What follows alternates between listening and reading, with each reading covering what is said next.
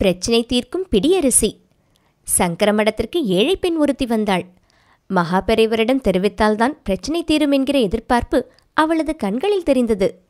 சுவாமி, என் கணவர் வியாதியால் சிரமப்படுறாரு. வேலைக்கு போக முடியல. மகனுக்கோ சரியான வேலை இல்லை. கல்யாண வயசில் பொண்ணும் இருக்கிறான். அவளை எப்படி கரை சேர்க்கறதுனே புரியல.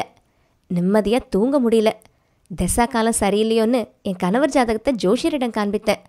அவரும் பரிகாரம் சொன்னார். அதை செய்ய பணம் நிறைய தேவை. என்ன செய்யறதுனே தெரியல. சுவாமிகள் கனிந்த பார்வையுடன், ஏனம்மா, வாழ்க்கை இப்படியே இருக்கும்னு நினைக்கிறாயா? சக்கரம் சொல்வது போல மாறிக்கொண்டே தான் இருக்கும். இப்போ உன் வாழ்க்கையில் காலச்சக்கரம் அதிகபட்சம் கீழே இருக்குது. இனி அது மேல் நோக்கித்தானே சுழலும். அப்போ எல்லா பிரச்சனையும் கடவுளர்களால் சரியாகும். உன் கணவரோட உடல்நிலையில் கவனம் செலுத்து. மகன் நல்ல வேலைக்காக முயற்சி செய்யட்டும். உன் மகளை தேடி நல்ல வரன் வரும். கவலைப்பட வேண்டாம். உன் கணவரை தினமும் விஷ்ணு சகஸ்ரநாமம் படிக்க சொல்லு. அதனால் உடல் நலம் செல்வம் சேரும் என்றார்கள். மேலும் பெரியவர், அது சரி, ஜோஷியர் என்ன பரிகாரம் சொன்னார்னு சொல்லவில்லையே என்று கேட்டார். சகஸ்ர போஜனம் செய்து வைப்பதுதான் நல்ல பரிகாரம் என்றார். 1000 பேருக்கு அன்னதானம் செய்ய பணம் வேண்டாமா என்றாள் அவள்.